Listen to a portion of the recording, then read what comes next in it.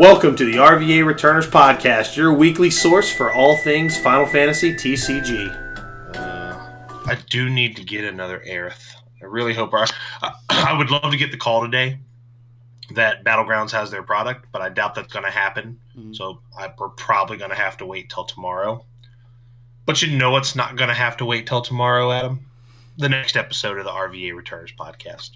Good morning, everybody. This is episode 50. Welcome to episode 50 of the RVA Returners Podcast. I'm your host, Chris Adams.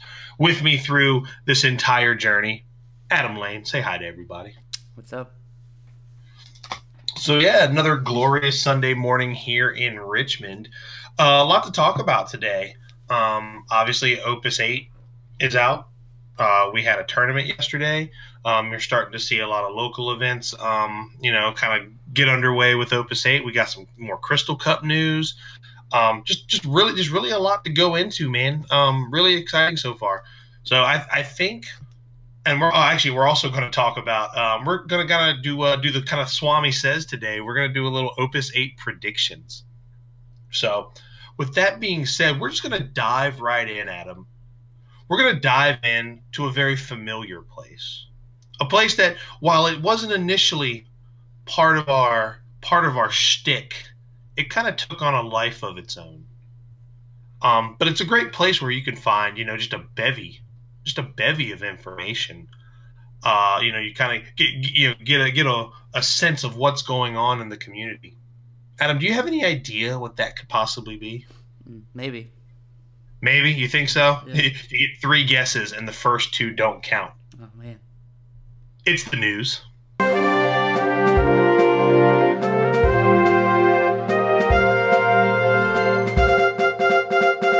First up, Adam, we've got kind of a final, dossier on the Crystal Cup. Some of them will be sealed in North America. Go ahead and run down the ones that will be sealed versus the ones that will not be sealed. So the first sealed one should be Kansas City. And that's in June, correct? Yeah, it's end of June. Mm-hmm. And then following that, Richmond and Arizona will also both be limited top cut. The only if I'm not mistaken, the only one that's going to be, assuming your question is coming, the only one that's going to be Opus 9 is Opus 9 is going to be at the Arizona one, but the other 2 should be Opus 8 if the release date's right. Mm-hmm. And what are your thoughts on that? I'll let you lead off on this one because I think we both have pretty strong opinions on this one. Go ahead. I mean, I never hated the idea. I just thought that throwing all the Crystal Cups at one time without much preparation kind of didn't feel good, and there was a little bit of backlash because of that. I love limited, so it was always fine for me. I was always gonna play. It wasn't gonna stop me from going to anywhere. And I do still think that if you can play this game standard, you can easily play this game in limited. You just have to really understand, card value. And I think in order to be really good at standard, you have to understand that already. So a lot of things translate. I mean, if you look at the German Crystal Cup, over in Germany, a lot of the players that did well in standard also did well in limited. So I think that says something. Absolutely. It makes the top 8 feel like the best 8 players in the room, if that makes sense. Because I'm with you, man. I know at first I was very much against it, just because I felt like it was one of those kind of you blindsided me kind of things. And my initial fear, which could have easily come to fruition, that the set that all this was going to happen in just wouldn't be good for limited. Well, thankfully that's a non-issue. I think this set is actually really, really solid for limited. But yeah, I agree with you. While it is a different skill set, just knowing the interactions and knowing what good cards are good and what interaction when to play what you think you should be drafting and understand how to draft well. I think a lot of just the way you play the game translates over to limited. I'm actually really happy that ours is going to be one of those mixed ones. I had another thought on that, but I just completely went blank. Yeah, I mean, so like kind of a follow up to that, the next EU one is going to be 5 packs instead of 6, which I assume is going to carry over into the North America ones. Mm-hmm. So they decided, and I think that's actually a better change. I think 6 was a little too much, to be honest. Yeah, I'm thank you for reminding me. I haven't had my coffee yet, so I was drawing a blank, but that's what I was getting ready to ask. The change from 6 to 5 packs. I know there was some feedback from the German Crystal Cup about 6 packs. Why do you think that was? Do you think it just gave them too many options, or? I think it's just a lot of cards. Like 4 wasn't enough because with 4, sometimes you can get backup starved on like the elements that you're drafting in. Sometimes 4 packs is fine. It just depends. But like with 6, I think sometimes you can maybe able to get into one color, which is kind of crazy. But you're probably almost That's always fair. in 2. But you would get some really because a lot of the power and value, at least like for the most part, is going to be at like your common and rare level. Like the stuff you're going to see a lot of, right? And at 6 packs, I feel like just to use Opus 7 as an example, you're going to end up with like 4 Zaps and like 4 Ramus and things like that. And with 5 packs, that kind of comes back a little bit, and you're not going to get that as often. You're probably more likely going to be like 2 Zap, 2 Ramu kind of thing. Also, you can't hate draft as much when you do 5 packs too. Like you can't just steal everything. Like you can't just take the removal from other people. Well, I mean, you can, but you have to be a lot more careful because you have one less pack that you're pushing around. That's fair. Yeah, that is a very, very fair assessment. I'm really excited to see it. And like I said, I think Opus 8 is just a really solid limited set. It looks like, I mean, granted, yes, like you said, when you talk about pre-release, it is a little burst heavy. That's my only problem with it. Like, that's literally my only problem. I do think that there's a ton of removal, a ton of it. And you probably could get away with, like, drafting a ton of removal and just, like, not as many forwards. And if you can get backup set up and just kill all their stuff and only just keep your stuff on board, you could probably win that way in this limited format. That's fair. But thankfully, like, with all that removal that's in the set comes a very wide spectrum of forward sizes as well. I mean, you've got 9Ks, you've got plenty of those. You've got 8Ks, you've got 7Ks and below. So the fact that there is a lot of removal, there is a wide range of forward sizes as well. And we could probably do a whole episode talking about just limited concepts and balancing and things like that. But overall, I've kind of changed my stripes on it, especially now that I've seen, because I know my absolute biggest fear was that Opus 8 wouldn't be a good limited set, because if it's not, that just kind of puts a damper on the whole thing. But that fear is long since been squashed, so I'm really excited to see how that turns out. So next piece of news, we had the over in Japan was the Final Fantasy 14 Fan Fest, and apparently I saw a thing on Facebook this morning. Apparently there was a fair amount of people talking about the TCG over there, or like inquiring about it. I think from the post that Kageyama put up, it was like 220 people or something like that. Yeah, I mean, that were like inquired about it throughout the event. Well, no, they have like the workshops, I guess you want to call them that, like where people come and learn how to play. Kind of like how we did over at the Brave Exvius Fan Fest, kind of like that. Yeah, I think it's exactly like that actually. So, I mean, 14 is huge, and I'm glad that they're doing stuff like this. I wish they had done it at the North American one too, but I mean, next time, I guess, hopefully. But I mean, you're looking at like this is like 20 to 30,000 people at this fan fest that are like all about Final Fantasy, so it should be really easy to sell them a card game that is based around Final Fantasy. So, and they got some pretty sweet promos too. That Raubon, I want that thing so bad. Yeah, they got a full art Opus 2 Raubon. I'm not sure if it's foil or not. I would assume it's foil. Yeah. And then the another like A003, which is like the samurai from Stormblood with the little barcode on it. That looks pretty cool. Is probably going to be the harder one to get. I don't know, because I don't think this is going to be as bad as like the A02, because this FanFest is more widely known. So all you have to do is find someone that attended a Final Fantasy XIV Fan Fest in Japan, which people flew for that. Like, there are some Americans that went for sure. Okay, cool. Whereas, like, the A02 was, like, at some art thing that, like, not many people knew about and was limited access. So, like, there should be way more of these flying around. I'm not saying they're going to be super cheap, but there should be way more of these flying around. And I do think there's going to be a lot of people that have them that don't know what they have. That's fair. So, that is fair. Makes you wonder how many of them people have grabbed them and they just, like, end up in the trash. I hope not. Oh, I don't want to even think about that. Don't even want to think about that. Yeah.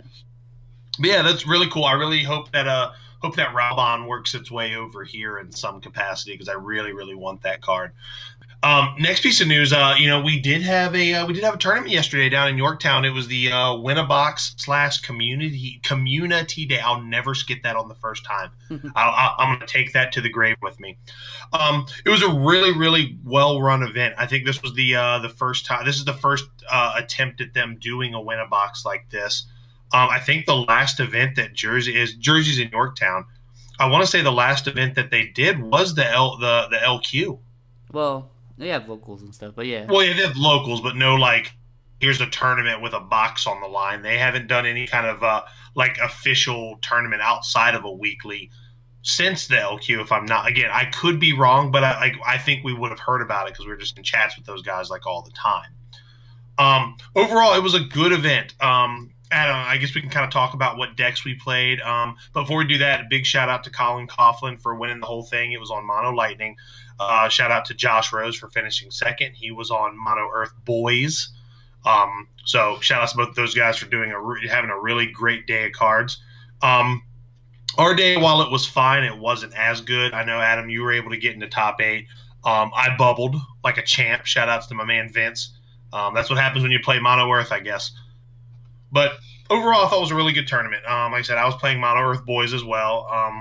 I made a couple changes to the deck, and I felt like overall, I still think the deck is fine. I think if you're playing Mono Earth outside of like big doofy bursts, I think that's the 15 package is the way to play the deck. Like I said, my 2 losses against Tannis, I made a critical play at the end where I should have, instead of I didn't pay attention to the backups he had out. And instead of playing 2 forwards that he just moved out of the way with it was Black Mage is the backup that lets you dull and free something when you break it. Bard, and then he used Yatsuyu to say the other one couldn't block. So the play should have been just I play a Titan, kill one of his guys, and that's it. That's it. He doesn't kill me that turn. And then on the next turn, all my guys untap, and then we're just in. And the idea is I kill the Vayne to my Ignis untap. But the overall, like, he played the deck very well, and he also made it into top 8. And then my other loss was to Danny Diaz, who was on Mono Lightning. I think Mono Lightning is probably the worst matchup for the Mono Earth deck. And I got him to 5 really quick and then just ran out of gas, and he just turned it all right around. So big shout out to him. Yeah, ended up finishing 10th because of tiebreakers. So, but overall, I had a fantastic time. Then I got to do some gunslingers. We did, gave out some chapters foils. So played a lot of gunslinger games in the afternoon. It was a lot of fun, absolute lot of fun. And I know we got the next one on 420, oddly enough. But I had a fantastic day, Adam. Tell us about your day yesterday. Yeah, so I brought Wind Ice standard units. I'm trying to build as many decks around the new Warrior Light as I can. Card's so good. I mean, when he goes off, he's just really stupid. There were turns where I'd play like Warrior of Light and then Chocobo Knight, search out the Haste Chocobo, untap 2 backups, play the Haste Chocobo, untap 2 backups, haste the Chocobo Knight, dole the Chocobo Knight, play a Chocobo, untap 2 backups. And this is like all in one turn. I was also trying to play the DGS guys for extra like search value off the Warrior Light too. Because the idea was like, I'm just going to play stuff that searches and untaps my backups. And then just kind of flood the board. And then at the end of the turn, play Y'shtola. So that like I can protect myself against certain things. It worked pretty well. For the most part, I was able to do that every game. Against Tannis, I didn't see Warrior of Light till late, which hurt. And he played the Garland on like turn 2. And not seeing the Warrior Light till like way late, it was kind of rough. I was able to like flood the board at one point with Chocobo Knights, but he was able to freeze some of them. And then yeah, I just couldn't really get ahead. And then when I felt like I could swing, I hit an EX burst, and I think that was lights out. Then last round against Adam, I lost. He was playing like a monk deck, which is a little rough because a lot of my like the way I need to win is I need to dull. I use snow to like kind of dull their board and swing out, and I got him to 5, and I shouldn't have put him to 5 because it activated his lease and it made power really awkward for me to deal with.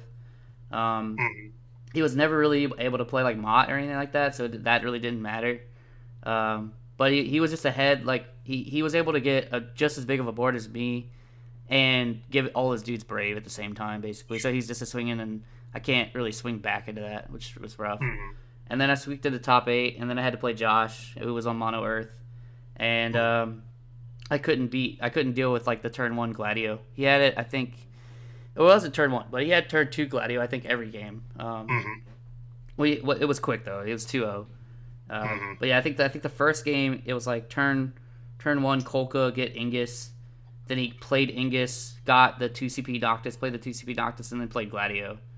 And then I Alexandered the Ignis, but it didn't matter. I couldn't deal with Gladio the rest of the game. And then the next game he played turn 1. I don't even think he played a backup turn 1. I think he did go Noctis Gladio turn 1 that game. I might be misremembering. And then yeah, I couldn't kill Gladio. So I think I Alexandered that Gladio, and then he played another Gladio. So turns out when you only have to pay 2 CP for that guy, he's just really insane, insane value. And we can talk more about that, at least that card in particular, when we start getting into our predictions. But yeah, how was your experience? Oh no, it's a lot of fun. Like the deck was a ton of fun. I think the Wind Water one that I have built might be slightly better. The more I'm thinking about it, but the Wind Ice one was also fun too. I really like the new Warrior Light. I do think it is a busted card. I still think it's busted. It's just gonna take a little time. I think it's harder to build it's not easy. It's easy to build around because you just put standard units on the deck. But like I feel like it's gonna be hard to really take it all the way to like its full potential. I know I saw like a couple to Japanese, maximize the value every turn. I saw a couple Japanese players who have found some infinite loop stuff, kind of semi-infinite with that card. And so I'll probably start trying a little bit some of that stuff too if it's actually consistent. But yeah, I think the card's nuts. It did nutty things like every time. Like I'd have to like ask my opponent if they're ready because I have to like announce like probably 40 triggers in that turn. Like because every time I play a standard unit, I have to trigger off like whatever the standard unit does, and then I have to trigger wall, and then I have to activate 2 backups, and then I'm searching, and then I have to trigger again. So it's like it's a long turn. But it's a lot of fun. I have a lot of fun doing that. So and then I also did Gunslingers after I got put out of top 8. I had a Death Machine deck that was a lot of fun. It's 4 colors. And it only lost one time. It lost. Johnny milled me out, and that was it. But every other game, I was able to keep Death Machine on the board like the whole game. Yeah, Death Machine with Calbrenna and Vanille just seem really okay. Yeah, and Urion J. Like, you just bring him back, and you don't care if he dies. So, yeah, that's true. So. That is very, very true. But yeah, and then we I'm still feeling it this morning, man. I just Sushi King Big Eaters Club afterwards, and just really good time hanging out with those guys. And I'm really glad that this is going to turn into a monthly event for them. I can't wait for the next one. I know we're doing I believe they're calling it the Gishel Greens Cup on 420 next month. So do with that what you will. And what was really cool, before we kind of move on into our bigger topics, it was really cool to see a lot of new faces, a lot of younger faces there. I know there was a guy with he brought his kids with him, and they were getting into the game. He was getting into the game. Just really like seeing more people get into it and wanting to play it and be really excited about it. I know one of my opponents was, I think his name is Phil. I played against one of his kids in like the second or third round of the tournament. He was just playing one of the starter decks, but he looked like he was just having an absolute fantastic time. And after the match was over, I gave him, like, because you had given me a pack of Bahamut sleeves, I literally just paid it forward, gave them to him, and I had this pile of like foil and non-foil legendaries that were just kind of like, well, I don't need any of these, and I just gave them to him, and I was like, here, build something with these, play with it. It was like decent stuff. It was like, Ramzas, some Miras in there, some of the not the old Orlando, but the second one, the other one. There's some heroics in there as well. So, just kind of paying it forward and seeing all these new faces there playing and everybody just having a good time. It was a really good feeling. It was a great day, just a great day for the community around here. Yeah, it was pretty awesome. I had a lot of fun. Yeah, so I think that about wraps up the news, unless I'm missing something, Adam. No, that's it. It should be it. Yeah, so kind of a light week. Obviously the Crystal Cup news is very, very exciting. So we're really glad to see that. And that's in a couple weeks. 3 weeks is Tampa. Yeah, not even 3 weeks. I'm pretty 2 weeks, right? No, yeah. It's 3. It is 3. It's 3. Yeah. So really, I guess the big piece in that whole thing, and this I guess technically is the last, but also the overlapping piece. It was Opus 8's out. It was this past weekend, or this weekend that we're in right now was release weekend. So everybody's, got their hands on sets now. Obviously people have been proxying and playing prior to this, but now they've got cards in hand. They're able to sit down and kind of look at different synergies. So, and, I think I spend pretty much all day on FFX right now, just building new things and, trying to do some proof of concepts and things like that. But, sets out. People got 3 weeks. They got 3 weeks to really, put something really saucy together and try to get that world spot. It's the first world spot for North America. So I can't wait to see what people come up with. But with that being said, Opus 8, the meta is here. Like I said, let's talk about predictions, Adam. Let's do a little game of Swami Says. We're going to each do 5 predictions. And we're going to revisit these when we do our Opus 8 wrap-up episode in the future. We're going to go kind of back and forth, 5 predictions that we think are going to play out here in the Opus 8 meta. And it can be any kind of prediction, like I think X card will dominate the meta. I think X deck will be a major player. I think X deck will fall off. I think X card will have an initial impact, then fall off, or somebody will figure something out for this card later because I think it's busted, that kind of thing. So with that being said, just to kind of break the ice, I'll go first. I think Mono Win Crystal Chronicles will be one of the best, if not the best deck in the meta for Opus 8. That's my first prediction. Yeah, that's fair. And I know that's a low-hanging fruit, but, sometimes eye level's the way to go. But the reason I say that is I just because, and you'll see it in our wind review, I think adding cards like Norstalin, Waltrill, when I always say his name wrong, Waltrill, and then giving Wind access to more removal like Alexander and Death Gaze. I know I initially had given Aerith a 3 on our review. I think that card might actually be a 5 if we can just put a big sign and go back and re-edit that video. But no, I think that card's really, really good, and I think that's just a monster in Mono Win specifically. So yeah, I just think that card just now has a lot more. It already had a lot of tools with Yuri and Chelinka and Diabolos and Y'shtola and Zidane.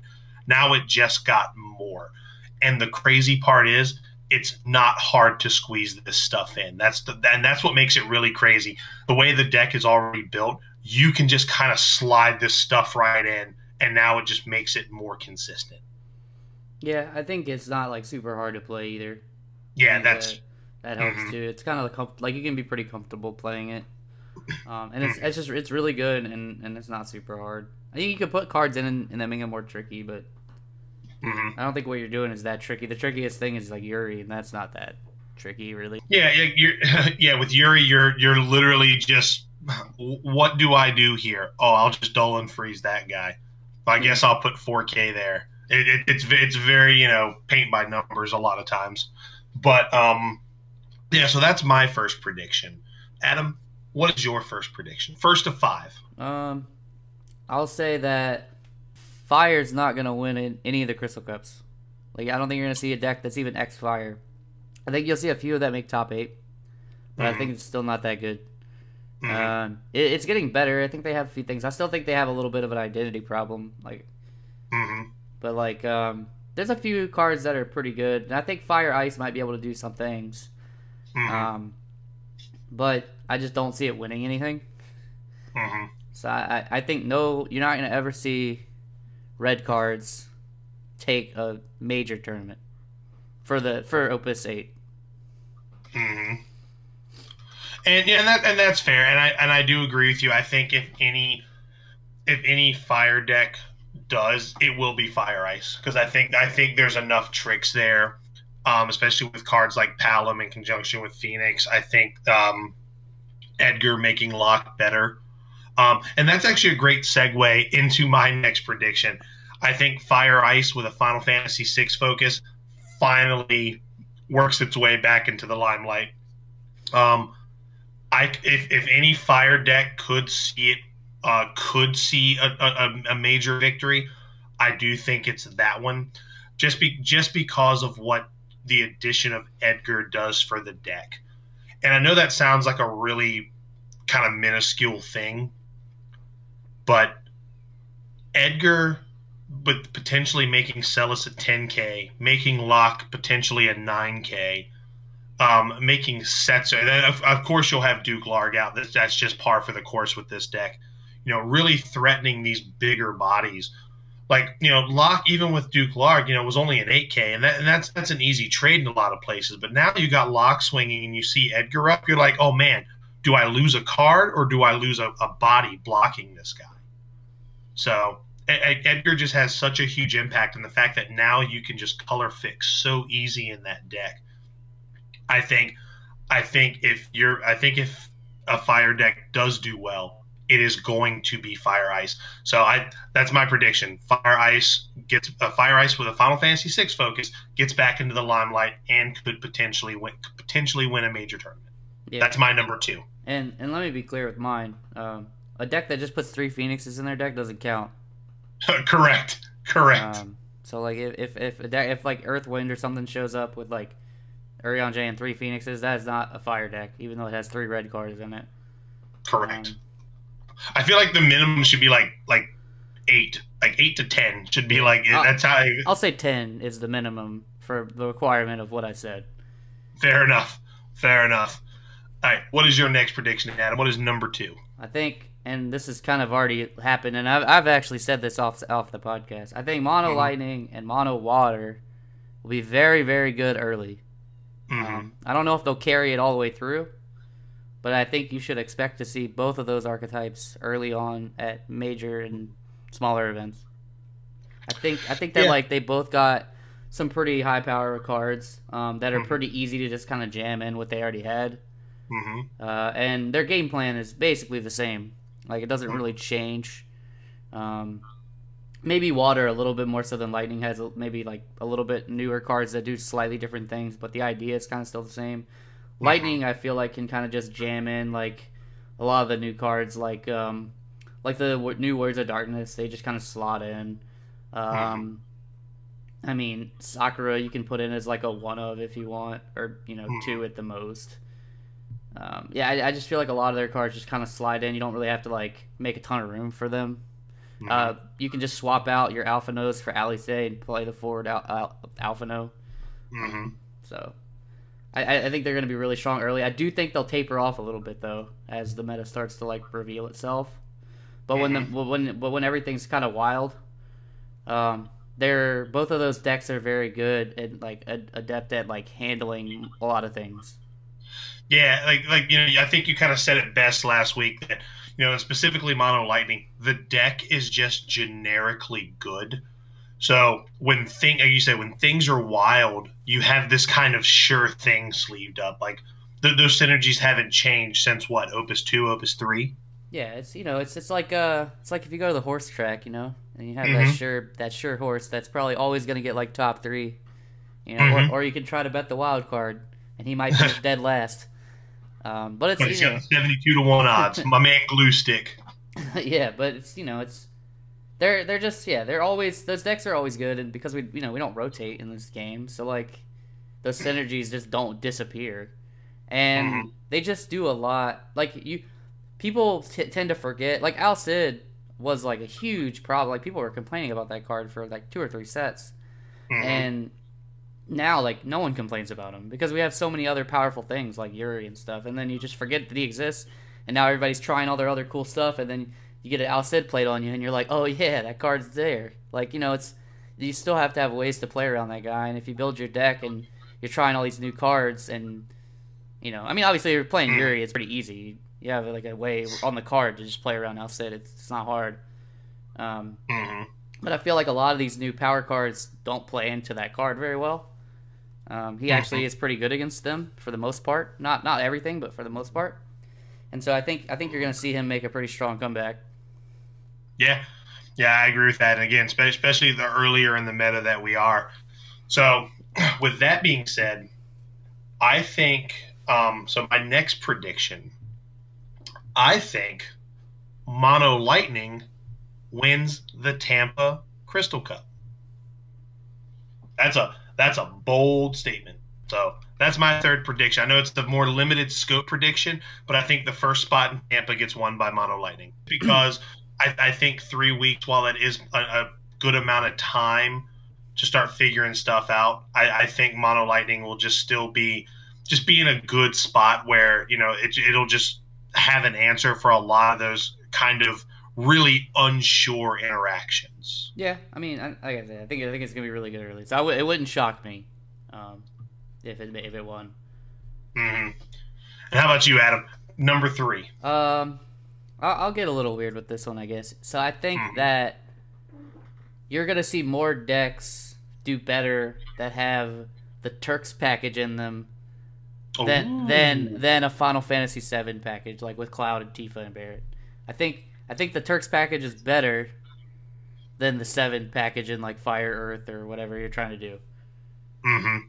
It's just not as like in your face, like because I agree with you 100%. I think it's a little more big brained, so you kind of have to think about how you're going to do it. But I 100% agree with you. Yeah, and when I say that, I don't mean just like playing like a one-off deck with like Tifa and Zangan, and then everything else is just like whatever.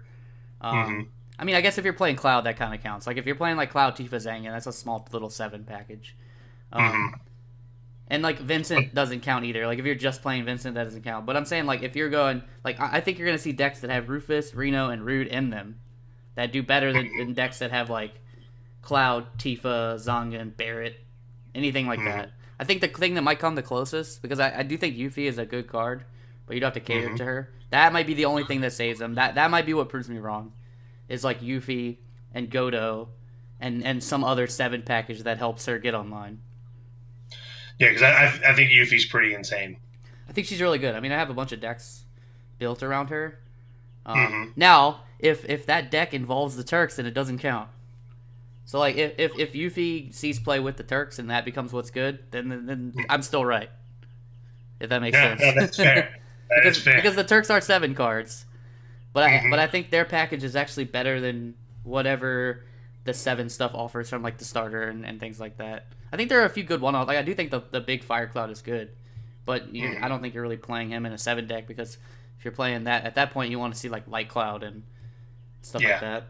I agree with that. In a 7 focus deck, I think Light Cloud is better, but the Fire Cloud is. I think the Fire Cloud is good in those X Fire decks that we were talking about. I think that card is huge. Yeah, I think he's really good in mono as well. I think that here's the issue. I just like go on a slight tangent. So Tifa, I think, is really strong if you can play Zangan, right? And then if you get the discount, she's insane. But the problem with getting the discount is like now the best way to get the discount is to play the new Earth Cloud. But like you want to play the Light Cloud, but then that is kind of opposite of what you want to do because in order to play the Light Cloud, you have to have a 7 character or 7 forward on board. And then now you're required to have another forward before you play the Light Cloud, before you play the Tifa. Like it just gets like there's just too much you have to do to get the value out of your cards. Whereas like Rufus can just be played and you can go get Reno, or if you have Reno, you can go get Rude and you just play 2 backups. And the worst case scenario is you have 2 Lightning backups and Rufus on the board. Yeah. And with those guys on the board, like Rufus is threatening to trade pretty far up the curve. Yeah, I mean if you have Rude and Lulu on the board, I mean Rufus is going to kill a 12K. So yeah, and that's really okay. So I think those cards are fine. They might be. I I think what happens is when people see Turks, and I'm guilty of it too. You want like the whole tribe, you want the whole gang. And it's you not want a tribal deck. Yeah, it's not a tribal. Oh. It's for right now. It's a package, I think, and I think people. Yeah, I mean, even me at first, I was like, I wanted a tribal. I wanted to play like a bunch of Turks and like play them like Scions, but I think right now they're a package deal. You just play them. I think you could play them in Mono Lightning to pretty decent success, honestly. I think you could play them in Wind Lightning. I think they're pretty good there. I think Reno is a good backup, actually. I think he's really good. I think he's decent by himself, but when you play Rufus, he's a lot better. Yeah, I agree with that. All right, so my next prediction, and this one may be the unpopular opinion. I think Light Rain ends up being like non-existent in this meta. I'm going to say it again. I think Light Rain ends up being non-existent. If he shows up in decks early on, I think he just fizzles out. I don't know. I don't know if I can agree with that one, but yeah, I mean, it's a bold pick. It's a bold pick. Yeah, this might be my bold pick. This is my Shannon Sharp picking like the Cleveland Browns a couple years ago to beat like the New England Patriots. You know what I mean? Like this is my bold pick.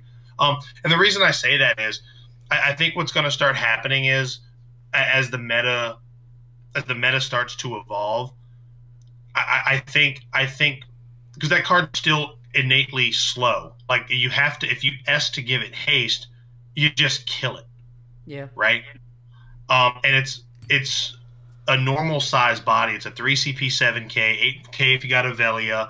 So whatever. It's not really getting much bigger than that unless it's played in conjunction with something like Jake. But again, like these cards are just going to die before they get the chance to really do anything. At least with a card like Yuri, I think that's what's going to happen. That's why I said that. I think what's going to happen is like these decks are just going to start going back to Yuri because Yuri is just an innately powerful card that has an immediate impact when he hits the board. Well, I think Rain, and don't get me twisted, I think Rain is a really, really good card. I just don't think he's going to pan out like some people think he is. And this is one of those ones I really want to be wrong on, but I just kind of feel that this is just a card that's just going to kind of fizzle out. Because if you're playing light cards, I think what's going to happen is you're just going to end up going back to Yuri in some decks, or it's going to be. I'm going to look at Rain almost kind of like how I look at Lon. The difference is I think Rain is an innately better card, but I think what's going to happen is he's going to hit the board and just die immediately every time. So he'll never be able to have those big swingy turns, even if you like use like Alua to like shoal him. Or Red Mage, because you're obviously playing him in like a Water Lightning type of deck. Even if you do something to haste him, you're probably just going to kill him right there on the spot. So I don't know. I think he just fizzles. That's probably my unpopular pick because I think he's good. I think he's really, really, really good. But I think everybody knows he's good. So it's just going to be one of those things where it's like, oh, he's just dead immediately. As soon as he hits the board, just dead. Yeah, but at least I guess you could play him like early for pretty good value, and if they kill him, like you can kind of break even. I guess with Lon, I feel like a lot of times you're not, but especially since you're running like Rain and stuff with Lon. Ideally with like, not Rain. Yeah, Rain. They're both named Rain. Yeah. I confuse myself. Rain with a Y. Yeah, I confuse myself. But yeah, at least with the other Rain, like you probably have other targets that you can get with like the searchers that you're playing. With Lon, it's like you're playing Rain just to get Lon, just to power up Lon. But and so if Lon dies, it feels way worse because now you're playing 6 to 7 cards just for Lon. Whereas like Rain, I feel like you're just gonna slap him in. I wouldn't be surprised though, because Yuri is such a strong card, he's not going anywhere. I mean, I wouldn't be surprised. And I think the other problem too, and this is just kind of adds on to it, like you're running 3 Rains, which that's fine. You're running 3 Yuris, right? But the problem is you're using your extra copies of Rain to make the one you have on the board better. Whereas Yuri doesn't need another copy of himself to be better. So you have to almost essentially just gunk up your own hand just to get his S's and stuff off. But granted, like I said, he doesn't need his S's to be good because you can just haste him out and go. And, there's a huge power swing on your turn. And I think he's good. I think he's just a good card in decks with Splice Gemini because you don't get the power buff but your opponent sure as hell gets the power reduction. So I think there's something there, but I don't see him really being this crazy impact card. I feel like he's going to gum up your hand. I think he's going to gum up your hand more than he's actually going to help like move your game forward. But again, I hope I'm wrong. But that's just how I feel deep in my plums. Yeah. I mean, I guess I'll do one that's like not super surprising. Yeah, you gotta have the unpopular opinion. Well, I mean, it's not. I don't think it's unpopular. I think it's just not surprising. I think the 4 CP backup, the Crystal Chronicle Searcher, is probably going to end up being the best card from the set. Yeah, that is. I want to say, I want to say it's going to be Warrior of Light, but I think Warrior of Light's going to take some time. And maybe like in the future it becomes Warrior of Light, because, I mean, now like anytime they print a standard unit now, you have to look back at this guy, and I mean, I really already think he's already busted. I think, I mean, I'm trying to figure it out every day. I feel like we already have something that can already break him off. And like just the turns I've been able to do with him is so dumb, and you can do it the turn he comes out. Like you don't have to wait. And that's the huge thing. So, yeah, I really think that card's dumb. But I think just the simple answer is like, in top cuts, you're gonna see more of that 4 CP back. I think you're gonna see it everywhere, man. Like it works in Wind, Water. It works in anytime you're playing Wind and you're playing anything remotely Crystal Chronicles. You don't even have to play like Yuri and Chelinka. Really, you could play like Northstalin, Waltrill, Charlotta, and that's enough. Like, I mean, so you might start seeing them in like maybe some like funky like Wind Earth builds where they just want to like ramp or something, or maybe some funky 3-color decks where they want to get Charlotta out. I'm not saying those decks are gonna top or anything, but I think you're gonna see that card a lot. Because I think it's just such an optimal turn 1 play. And actually, let me pair this with another thing. Actually, this is both gonna be my point number 4. I'm gonna cheat a little bit. Sure. Mion is gonna be a Wind staple this set. Oh, okay. I think Mion, I also agree with that. I think Mion is going to be a staple in most Wind decks. Mono Wind for sure, I think because of that backup, the ability to play that turn 1, go get a 2 CP, play the 2 CP, next turn you can dull 2, return the 4 CP to your hand, or you can replay it if you want, go get another 2 CP, and then next turn drop that. Also, like, Mion will let you reuse Zidane, which she already could do. A lot of people are running that as, like, one of. So, like, play her, bump your Zidane back to your hand, and replay Zidane, steal another card. If you're running Death Gaze, it allows you to do the Death Gaze tricks with that.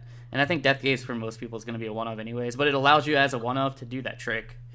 And you're drawing a card every time you do this. So, like, literally, you could play the 4 CP backup, get the 2 CP backup, play Mion, bump the 4 CP backup to your hand, draw a card, discard that card or whatever other card you're not going to use, play the 2 CP backup you just searched. Next turn, untap, draw 2, dull those 2, pitch a card, play the 4 CP again, go get the other whatever Crystal Chronicle card you're missing, you know. It just gets out of control, and I think you get the 5 backups extremely fast while drawing cards. Yep. So no, I agree with that. I think Mion, and I think it was proved a little bit last year because I know it was a saucy like one of in a lot of the Wind Water decks to bump Zidanes to your hand, to bump, you know, sometimes bumping Pain to your hand just to redraw a card. And I'm glad I mentioned Pain, and I'm actually this could potentially be another unpopular opinion, but I think this will be a meta where we don't really see YRP. Wow. This might be more insane than the rain thing. I don't know, man.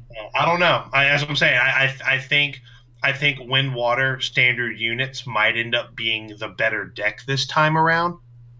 I'm not saying YRP is bad.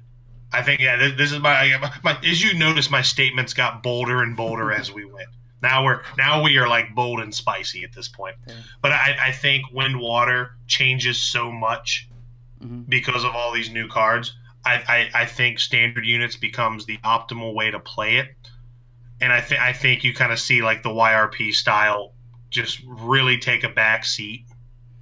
And again, this is another one where I could be dead ass wrong. Yeah. But I just think the standard units way might eventually, and I'm not saying right out of the gates because the YRP one is just firmly established at this point. But I think what happens is the value that starts getting amassed off of the standard units just becomes so insanely good, and your guys just get so big that like Valifor tricks don't even matter at that point. And also you'll have ways to like untap your archers and stuff like that. Whatever. I think the value you amass out of that build almost outvalues, or might even outvalue over the course of the game, the wind water, like the YRP build. Yeah, I think my only issue with that, and I mean you could be right. I do think the standard unit build is going to be strong for sure. I think that's going to end up being the better Warrior of Light build. I've been trying a bunch of color combinations, but I think it's probably going to end up being the best. But it's because of Valifor. It has nothing to do with Pain, really. I mean, Pain is pretty unfair too, but it has nothing to do with Pain. And even backup Yuna allows you to do it. I think she's the problem, if that makes sense. Like, I think she's the problem, not Valifor, really. I think Valifor is a dumb-ass card. But she's what allows you, like, you're barely playing Water. You're only playing Water to play that card so that you can play Valifor. And that's where it gets kind of unfair. But, like, double Valifor turns, I don't care how big you are, man. Like, you could be, like, a bunch of 10Ks on the board. If I have double Valifor plus anything else, they're probably dead. Like say you have like Chelinka and you already have Ohanalim out, they're dead. Like if you have one Diabolus plus the double Valifor, they're 100% dead. Like it's just Valifor costs 2, which is nuts, and it untaps all your backups. So if F5 backups, you're netting 3 CP. It's just crazy. And then on top of that, you have Pain, where you're playing for free and drawing a card. So she also nets 2 CP. So you're just like, it's the same reason why I think the Warrior Light is probably nuts, is because every time you play a standard unit, you could potentially start netting CP if you build the deck right. So, yeah. No.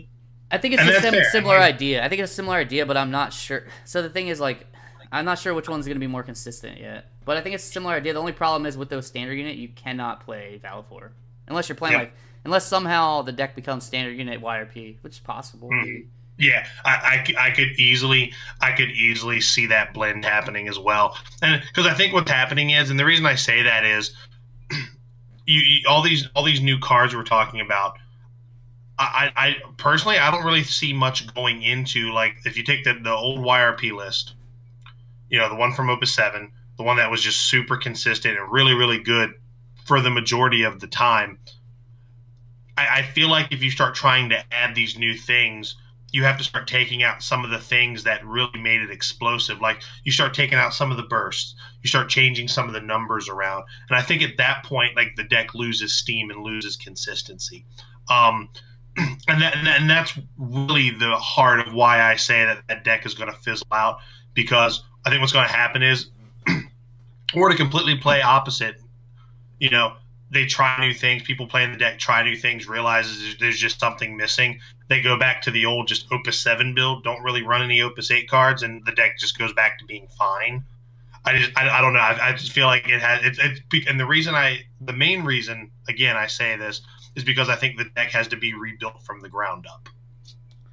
Yeah, maybe. I think you could kind of just get rid of the bursts and put the new Crystal Chronicles stuff in, probably profit. I mean, that's just where my head's at. You become a little less bursty, but you're still super consistent, and you're going to get your backups online. No, I do think the burst is, like, part of what helped that deck just be, like, I feel like the burst, like, really, it wasn't, like, the driving force, because they weren't bursts that set your opponent back. They were more bursts that just put you ahead. Oh, yeah. I mean, for sure. But, like, so, I think the ones that you lose, like, you don't lose some of the really good ones. Like, Porum's still in there. Yeah, Porum's 100% staying. But you lose, like, Echo and probably Shenra. And, I mean, that's mostly it. Maybe. And, like, you're going to, like, some other backups are going to come out, but I think those are the only bursty ones. I think your forwards are going to remain mainly the same. So I think you'll lose, like, some EX burst backups. Maybe. Right. So, I mean, and Valifor is still an EX burst. So, yeah, no, that is very true. That is very true. So, what is yours, Adam? What is your fifth and final prediction for Opus 8? So kind of opposite, I guess, of your fourth one a little bit. Like, a little bit opposite. No, I think Knights is going to become a really good tribal now. Like, I think maybe not Scion's good, but, like, I think it's gonna be up there with Scions. I think it's gonna You be think close. Rain is good enough to add that? I think add Rain. that. Yeah, I think That Rain kind gives of them factor something. to it? I think Rain gives them something that they didn't have before. I think it's not going to be Mhm. like 100% Knights, but Scions isn't 100% Scions, right? Like you have Wall and you have Alua and stuff, right? Yeah, But no, for sure. I think it's going to be enough to call it like a tribal. I think you're going to have like Rain, um, maybe Ramza.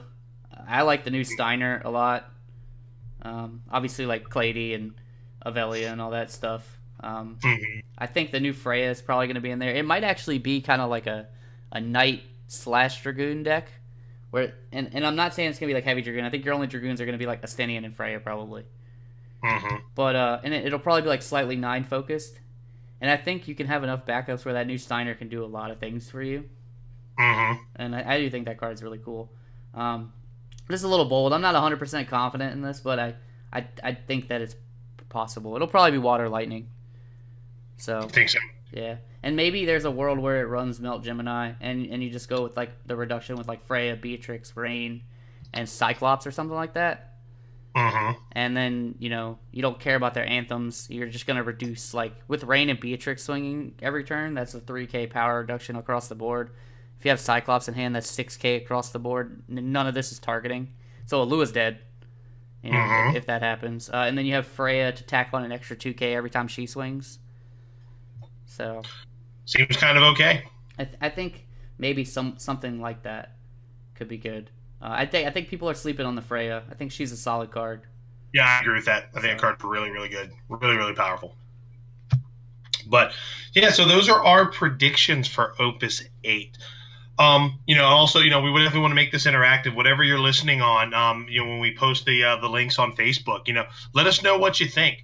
Let us know. Give us some of your predictions. And I can't wait to see. Like I said, I've made a permanent note of this. So when Opus 8, when the dust settles, in July, we can actually revisit this list and talk about whether we were right, just either just brag about how right we were, or just really, really enjoy a nice crow dinner from just seasoned to perfection. Because I think that all of them could go either way. I really genuinely do. Yeah, Because I think Opus 8 is going to be a lot of fun. Yeah, It's going to be a lot of fun. I think there's no way we get all these right. I think it's impossible. But Oh yeah. We're gonna hope you save room, because I think we're gonna be eating some crow on this one. Probably myself more so, but look, I like to go with the bold picks, man. yeah, I mean, I don't think there's no way. Like even if you single one of us out, I think some of mine are gonna be wrong too. They're just like kind of where my head is at, and maybe a few like stretches. Sure. But that's part of the fun here, and that's going to kind of segue into our last kind of topic. And it's not so much a topic as it is more of like a thank you kind of. Like we do stuff like this. We have these weird conversations. We talk about off the cuff things, predictions about what the meta is going to be like when we don't know. That's why they're called predictions. All we can do is, we talk to people all the time. We build decks all the time. We're in like just so many group chats that, I end up posting wrong things in the wrong one because they all look the same on my phone. But the point is, this, like I said, was episode 50. We've been doing this for almost, right. I would even say it's about a year, because I know there were a couple weeks that we missed. I think in the whole time we've been doing this, we may have missed 1 or 2 weeks. Yeah, I think we missed 3 weeks. The whole time. Yeah. And which is really good, because we try to keep it consistent, because we want people to have a source. We want people to have something fun to listen to. We don't want it to always be just something stoic about just competitive play. I know, Adam, I know you're like myself. You're a huge Final Fantasy fan. Like I'm not, I don't obsess over like every piece of the lore, but Final Fantasy has been just a huge part of my life. So have card games. And the fact that we've been able to kind of take those two things, put it into one, and provide a source for people who probably share those same sentiments that we do. And we just want people to have fun with it. Like I said, this episode, this is the 50th episode. Like I keep saying, And to me, like, that's a milestone for us, man. Like we just started doing this for fun. And we've said this before. We've talked about what we've talked, and we've been interviewed in articles, and we've been on other podcasts about why we do what we do. But at the end of the day, we do it for you guys, and we do it because we enjoy this community, and we enjoy the game that has brought everybody together. So I know I've had an absolute blast doing this. I can't wait to get to episode 100. And I think I want to take a page, and I'm blindsiding you with this. I want to take a page out of the old Fredericksburg Turks podcast episode. Do you have a favorite episode that we've recorded up to this point? God, we've had like a lot. I don't know. I don't know if I really have like a favorite. Or do you have a moment in the podcast that stands out? I mean, there've been a lot. Steven Snickers rapper is probably the one that stands out to me more than anything.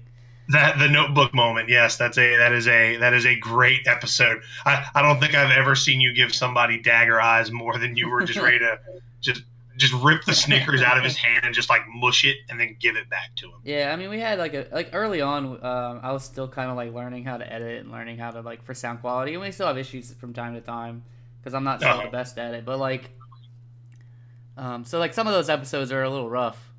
I know there's one in particular that like is probably unlistenable. Oh yeah, episode 4, the Adams Audible, the most unlistenable episode in our entire catalog for sure. Yeah, and if people want, I might still have like the original master of that. I might be able to re-upload it. It just might not, like, you're gonna have to deal with some background like noise, and I was trying to like learn how to deal with background noise more, and I still haven't really figured it out. So now I just kind of eliminate it from the get go. And I might be able to like re-upload that one if people actually are interested in it. You know, I could probably do that. I have to re-edit it again, which should be a little annoying, but I mean, if people would listen to it, I would do it. I don't really know. I mean, like I said, we've had like so many that I'm not really sure I have a favorite. I mean, Okimoto's episode stands out to me, I guess, when we had Okimoto. Yeah, the Okimoto Great Cole episode. That was a really, really good time. Yeah, I've liked having all the guests that we've had on, and I've definitely got more guests lined up for us. I know Brian Liu over in California wants to be on an episode here soon, so we can kind of talk about some things there. And you know, having the guests on that we've had has just been an absolute. Like, I feel like whenever we've had guests on, it's just been a really good time. Yeah, I mean, the episode with John Schreiner was good. It was a great episode. Both times we've had Andy and Jonathan on have been awesome. Both times we've had Cody, but in my mind, it was only once. Yeah, the 50 Always Sunny quotes that we've probably made in every episode. Yeah, I mean, I liked the big episode we had with like everybody right before Nats with the Choker Bros and all that was a really good one as well. Well, that was theirs. That was their. Yeah, but that was theirs. But it was a super episode that we were a part of. Yeah. I mean, there's a lot. I mean, even the episode with Alex was pretty fun. Yeah, I like doing that episode a lot. No, I will say, you know, just outside of like rambling on, because I could just talk about each episode all day long. My favorite one might still be the 5 Color Ninjas episode where we were just sitting around Adam Duncan's round table. First time, I believe that might have been the first time we top 8 Johnny on, and we're just sitting there cutting up, talking about Opus 6, talking about their trip to Toronto. That episode was what, like 2 hours? Yeah, that might still be the longest episode we've ever done. That episode was 2 hours and 6 minutes. That one's still my favorite, I think, to this day. Just I think anytime top 8 Johnny's on, you're just in for some really wild quotes. You know, things like "smells like neckbeard" and "gotta go drain the Leviathan," whatever else comes out of that man's mouth. But yeah, like, just overall, we've just had a lot of fun. We've had a lot of fun working with other podcasters. Like I said, you know, being on the one with the Choker Bros episode, the big like East Coast episode. We've done a couple things with the Triple Triad guys. So just you know, I know we've done, you know, the Cactar correspondence has been something that kind of stemmed from the podcast. Just this whole just endeavor that we've created is kind of just really taken a life of its own. You know, the podcast has been great. You know, having the stream setup that we do for events has been great, which has kind of allowed us to have our hat in for, we have the Petite Cup that we did. We're doing a couple of the Crystal Cups this year for North America. I'd love to throw my hat in for Nats, potentially Worlds, to help out with that. So I think, the fact that, we've kind of grown and come a long way, but we couldn't have done that without the support from you guys. Yeah, and maybe something that we do, because I think we're definitely going to do a giveaway with this milestone. 50th episode giveaway is 100% happening. Yeah, I'm not sure what it is yet, but I think it's probably going to involve something of, answering on a post, what content people want to see. What stuff that maybe we're not doing that people would like to see more of and stuff like that. I know for sure next week the Pack One Pick One stuff is coming back. I've been kind of neglecting that, and now that we definitely have limited back again, I'm going to put those back up every week. So I think those were pretty sweet interactive posts, and I'm glad people liked them. And I had a couple people message me asking me where they were, so I'm going to start putting those back up starting probably next Wednesday. Yeah, especially now that the set's out and we know that limited will be a major part of the competitive season, 100% for sure now. So, yeah, I think those are going to be great. And just any time. And also, too, if anybody wants to be on the Cactar correspondence, man, reach out to us. We'd love to get anybody's feedback on this stuff.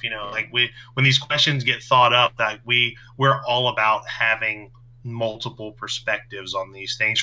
And it could be just simple – short sentence answers, or you can do like Hunter Nance and write a TED Talks about, why Laguna is his favorite character. I mean, I'd like to get to the point where the people that listen to us give us their questions, and those are the Cactar correspondence questions. I think that would be great. I mean, I know we're not there yet, but it would be sweet. I think if we could get to that point, even if we could get to the point where maybe on the podcast we have a short Q&A session, viewer mail, baby. I would love the Mognet mail or whatever it's called. Yeah, I would absolutely love to have something like that. But again, thank you guys. Here's to episode 50, and here's to hopefully 50 more, 100 more. I don't expect everyone to always agree with what we say, and a lot of times we're just silly on here. Sometimes we just shoot off the cuff and don't really know what the hell we're talking about. But the point is, we're having fun doing it. And we appreciate you guys kind of being along for the ride with us. And, again, we're nothing without you guys. So we definitely appreciate everybody that listens every week. That, I feel like for a lot of people, we've become their Monday morning commute. What I look forward to, I know a lot of people look forward to our podcast on Monday mornings. My favorite thing now, John Schreiner always sends me a picture of him at his office with his feet on his desk with his cup of coffee, listening to the Returners podcast, and stuff like that just makes me super happy that other people appreciate what we're doing. And it's all a community thing, man. I try my best to listen to everybody else's podcast that does one, and I don't agree with a lot of what other people say, and I don't expect that in return. But I think just it's bigger than us, right? I think other people having as many outlets as possible really makes it worthwhile, because people can get our perspective on something and then get, the Live from Midgar podcast, they can get their perspective on something over there, then they get that other perspective on the Crystal Tower, then they get another perspective on Triple Triad. So the fact that there's a lot of these different angles, and people choose us and then they listen to them, and it's just, it's such a great community to be a part of, especially on the content creation side. So I could sit here and ramble all day about just how grateful I am for all of this. So, but I'm gonna cut that short. But again, episode 50, be on the lookout for a giveaway post this week on the RVA Returners page. And we're gonna do something really special for you guys, just a huge way of saying thank you for helping us kind of become what we have been.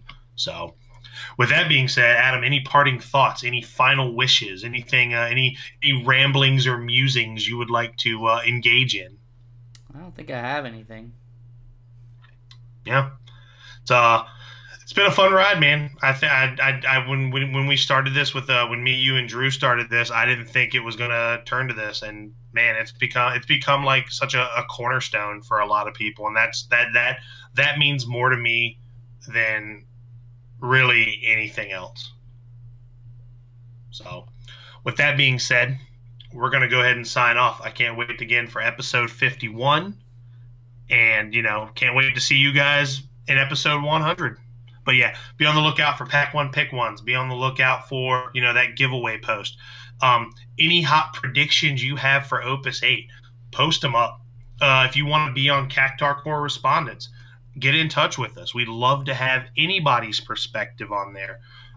Because every community in this game is very different, and I want to hear from other people at other communities and how they think about things and how they do things and how things work in their neck of the woods. So. Again, just reach out to us, man. You can reach out to us on Twitter. You can reach out to us on Facebook.